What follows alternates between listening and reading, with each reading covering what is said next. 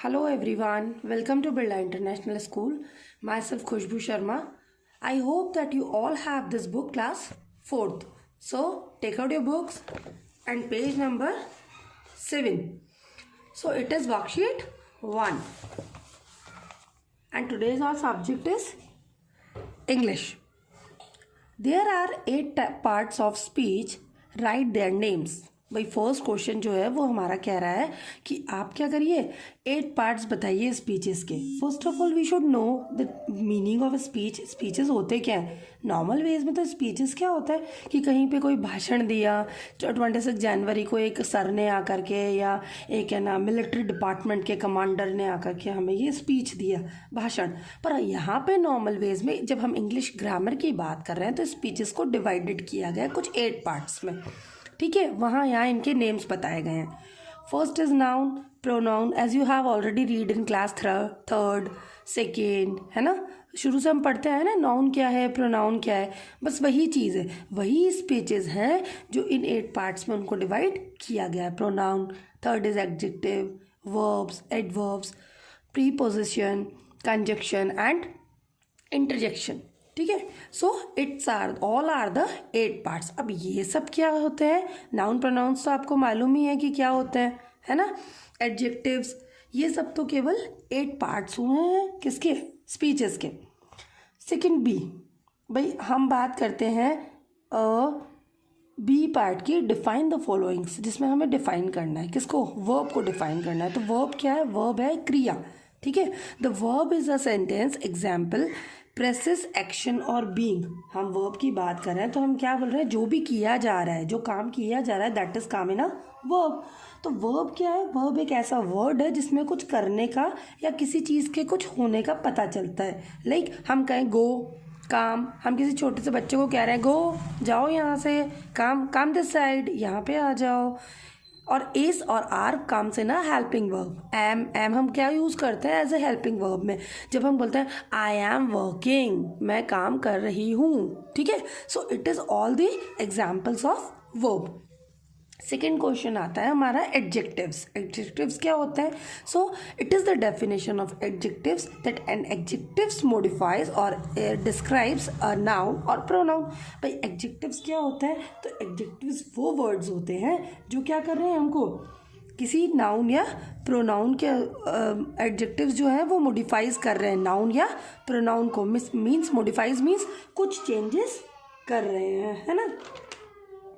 So third is example good girls she is intelligent. यानी ये girls जो है वो गुड है क्योंकि इसमें नाउन भी आ रहा है. गर्ल की बात कर रहे हैं ना, किसी व्यक्ति वस्तु स्थान किसी पर्टिकुलर प्लेस एनिमल थिंग की बात कर रहे हैं. ठीक है, और शी इज़ इंटेलिजेंट हम उसका प्रोनाउन भी बता रहे हैं, उसकी है ना स्पेशलिटी बता रहे हैं. क्या बता रहे हैं कि वो इंटेलिजेंट है. Fine, so it is the example of adjectives. Third आता है एडवर्ब. एडवर्ब क्या होती है भाई, तो एडवर्ब वो है an act. Adverb modifies or describe a verb, an adjective or another adverbs. यानी क्या कर रही है, एडवर्ब वो चीज़ है वो वर्ड है जो नाउन और प्रोनाउन को तो छोड़ देती है. Fine, it is not accepting noun और प्रोनाउन, इनको तो लीव कर दिया उसने. अन्य शब्दों की विशेषता बताती है लेकिन वो दूसरे वर्ड्स की स्पेशलिटी शो करती है. Like we can say adverb, जैसे कि हम कह सकते हैं कि एडवर्ब क्या होती है, वह वर्ड होती है जो किसी भी वर्ब या एडजेक्टिव की स्पेशलिटी को शो करती है. Fine, like example very gentle. वो ह्यूमन बीइंग जो है वो जेंटल है, वो जेन्युइन थिंग्स रखता है. वो carefully, he is to carefully, वो बहुत ध्यान रखता है इन चीज़ों का. क्विकली, यार he is work in a very quick way, वो बहुत जल्दी से काम कर लेती है. So it's all are the examples of adverbs. Question number 4 आता है हमारा प्रीपोजिशंस. भाई प्रीपोजिशंस क्या होता है, तो हम कहें कि प्रीपोजिशंस है. A preposition is a word that placed before a noun और pronoun to form a phrase modifying another word in is the sentence. ये क्या करता है, एक ऐसा प्रोपोजिशन एक ऐसा वर्ड है जो प्लेस करता है. सबसे पहले किसके आता है, नाउन और प्रोनाउन के बिफोर आता है और सेंटेंसेस को फ्रेम्स करने में यूज़ होता है. Just like a helping verb. In, on, अब याद है ना, books are on the table, है ना. I am going with her, with my friend, है ना. So all are comes in a helping word, beau, by, below, or above. Above means आगे. So all are the example of prepositions. Fifth is conjunction. तो conjunction क्या होता है भाई?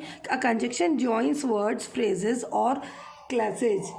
Closes means होता है कि कंजक्शन जो होता है वो वर्ड्स को ज्वाइन करता है. जॉइंस मीन्स फ्रेजेस मीन्स वो सेंटेंसेस बनाता है या फिर वो क्या करता है, क्लोजेस बनाता है. क्लोजेस मीन्स क्लोजेस के अंदर हम इसको 3 पार्ट में डिवाइड कर सकते हैं. लाइक एक फ्रेगमेंट टुकड़े करता है, सेकेंड सेंटेंसेस फ्रेम करता है, और लास्ट होता है पोस्ट इज लाइक ऑफिस और पोजिशंस को भी के लिए भी वो यूज़ किया जाता है. जैसे कि इसके एग्जाम्पल्स हैं एंड, बट. मैंने ये काम किया बट ये हो नहीं पाया, so it is come in a but. Because hence means mathematics के एग्जाम्स में आता है ना, हैंस प्रूव्ड, यहाँ पे ये प्रूव हो गया है इस आंसर से. और दैट और एक्सेट्रा, दैट मीन्स वो चीज़ हो गई थी और कुछ etcetera. So hope today you understand the worksheet 1 in a proper manner. First of all, I am repeating my chapter worksheet 1. I am repeating it, that what I teach you today, that first of all we have seen the speeches क्या होता है, 8 parts होते हैं जिसके अंदर हमने divide किया था इसको, और डिफाइन किए थे हमने वर्ब्स, एडजेक्टिव्स, एडवर्ब्स, प्रीपोजिशंस को, कंजक्शंस को with the example. So hope students today you understand it in a very proper manner. Okay, thank you.